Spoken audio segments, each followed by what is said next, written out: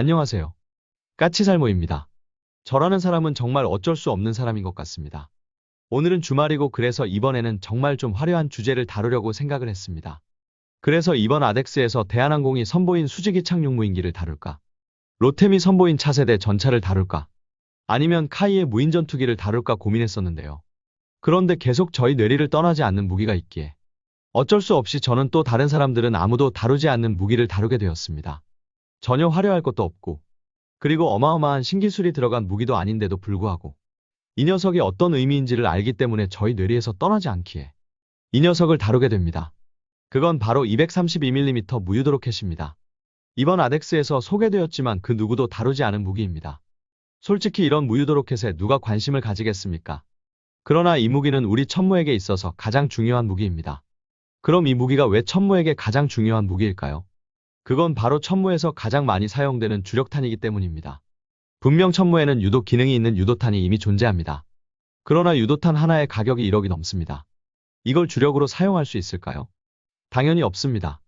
이런 탄은 특수한 목적에만 사용되고 더욱더 우리나라는 미국이 아니기 때문에 미국보다도 사용량이 적겠죠.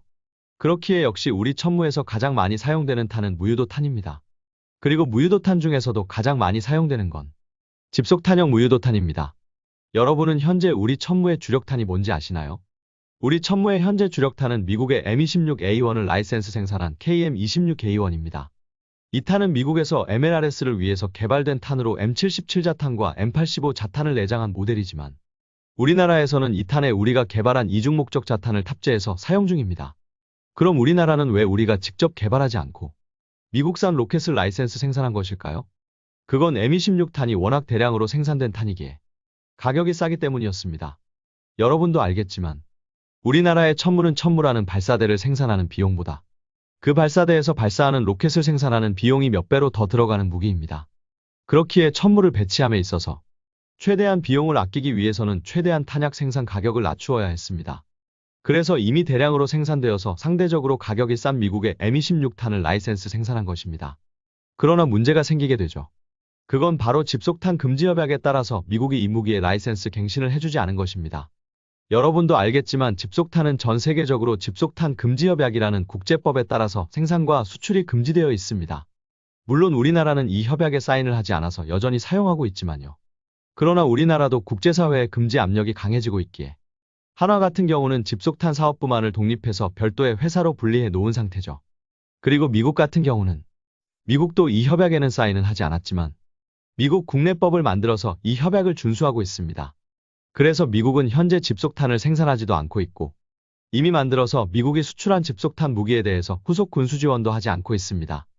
이번 우크라이나 전쟁에서도 미국은 최근까지도 우크라이나에 집속탄을 공급해 주지 않았었죠. 물론 지금은 어쩔 수 없이 공급해 줬지만요. 그래서 미국은 우리나라에 판매했던 집속탄 무기도 후속 군수 지원을 중단해 버린 상태입니다. 대표적으로 MLRS에서 운용하는 에이테킴스의 후속 지원도 중단해 버린 상태이고 우리가 전술탄도 미사일 2를 개발하게 된 이유도 미국이 에이테킴스에 대한 후속 군수 지원을 중단해 버려서 에이테킴스의 수명 연장이 불가능하기 때문입니다. 그래서 미국은 우리 천무의 주력탄인 M26탄에 대한 라이센스 갱신을 허가해 주지 않게 됩니다. 그러나 집속탄에 대한 협약에는 한 가지 예외가 존재하는데요. 그건 바로 자탄의 불발률 1% 미만인 집속탄에 대해서는 사용을 허가한다는 겁니다. 그래서 우리 한화는 불발률 1%대 집속탄을 개발했고 M26탄의 라이센스 갱신을 미국에 요구하게 됩니다. 그러나 당연히 미국은 우리의 말만으로는 라이센스를 갱신해 주지 않았고 이 새로운 자탄을 미국으로 가지고 가서 테스트를 하게 됩니다. 그런데 우리나라에서 시험할 때는 분명 불발률 1% 미만으로 나오던 자탄이 미국에서는 불발률 1%가 넘게 나와 버렸습니다. 이유를 분석해보니 M26탄은 사거리가 45km였고 우리나라에서는 최대 사거리로 사격할 수 있는 시험장이 없었던 겁니다. 그래서 국내에서는 최대 사거리로 시험을 하지 못했고 미국에서는 최대 사거리 시험을 한 결과 불발률이 1%가 넘게 나와버렸죠. 그래서 최종적으로 M26탄의 라이센스 갱신은 실패하게 됩니다.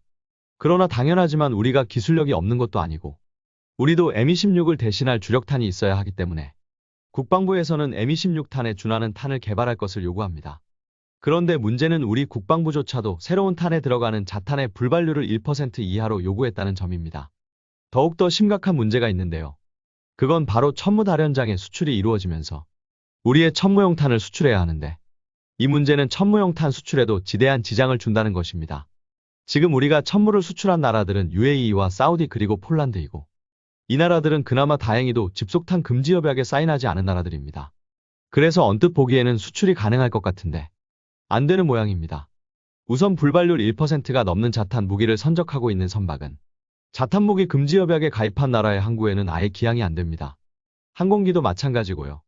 그것 말고도 이런 무기와 관련이 되는 회사들은 자탄 무기 금지 협약에 가입한 나라들로부터 제재를 받을 수도 있습니다. 그래서 아무리 UAE와 폴란드가 괜찮다고 해도 현실적으로 수출하는 게 힘든 것 같습니다. 그래서 현재 우리나라는 UAE와 폴란드에 자탄 무기를 수출하지 못하고 있습니다. 그로 인해서 우리나라의 천무 탄약 수출은 현재 상당히 적은 상태라고 합니다. 고장 유도 기능이 있는 고폭탄형 탄만이 수출되고 있다고 합니다. 그러나 다행히 우리는 불발률 1%의 자탄을 개발해내는 데 성공합니다. 현재 우리나라에는 자탄을 생산하는 회사가 2개가 있는데요. 하나는 한화의 자회사이고 또 하나는 풍산입니다. 한화는 당연히 천무 다련장에 들어가는 로켓에 들어가는 자탄을, 그리고 풍산은 K9용 포탄에 들어가는 자탄을 생산 중입니다. 현재 다행히 한화와 풍산 두 회사 다 불발률 1% 이하의 자탄을 개발해내는데 성공했습니다. 이 소식도 제가 과거에 전한 적이 있을 겁니다. 당연히 제가 앞에서 이야기한 것처럼 우리나라 국내에서는 최대 사거리 시험을 할 수 없기에 우리나라는 이스라엘 엘비사가 위탁관리하는 이스라엘의 슈데마 국영시험장에서 최대 사거리 시험을 했고, 이 시험에서 최종적으로 불발률 1%가 넘지 않음을 입증했습니다. 그리고 이번에 열린 아덱스 2023에서 한화는 바로 이 불발률 1% 자탄을 탑재한 무유도 로켓을 공개했습니다.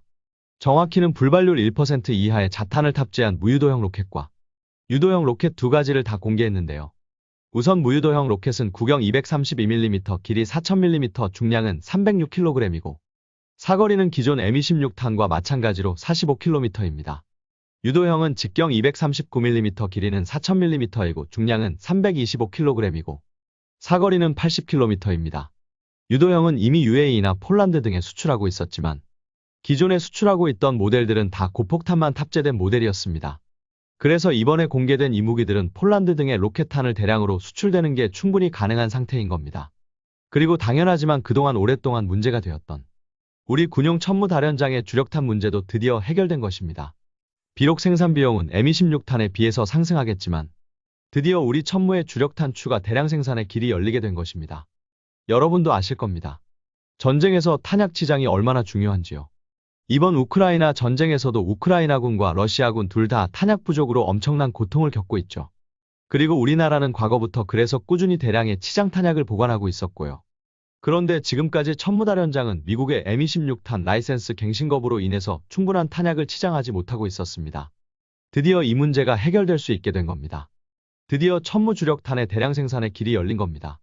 참고로 한화가 새로 개발한 자탄은 전자식 자폭신관 방식이고, 그래서 저장 수명은 10년 정도로 제한된다고 합니다. 그리고 또 한 가지 단점이 있는데요. 기존 M26탄은 구경이 230mm에 탑재되는 자탄의 숫자는 644발이었습니다. 그러나 이번에 우리가 개발한 모델은 무유도형은 구경 232mm에 500개의 자탄을, 그리고 유도형이 300개의 자탄을 탑재할 수 있다고 합니다. 한마디로 자탄 탑재 수량이 약간 줄어든 것입니다. 아마 전자식 자폭신관 때문에 자탄의 크기가 약간 커진 것으로 생각이 됩니다. 그러나 뭐 이 정도는 별 문제는 아니죠.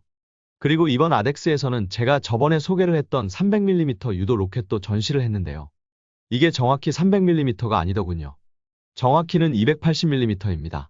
그리고 이 탄의 사거리는 현재 한화 측에서는 160km에서 180km가 목표라고 합니다.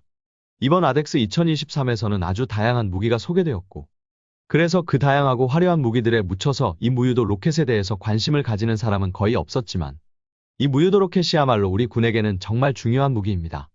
그래서 단순하게 화려한 무기를 소개하는 것보다 이 무기를 소개하는 게 중요하다고 저는 생각을 했고, 그래서 그 누구도 하지 않는 이야기를 또 하게 된 겁니다. 어떤가요? 우리의 천무다련장의 새로운 주력탄이 마음에 드시나요? 이상 영상 봐주셔서 감사합니다.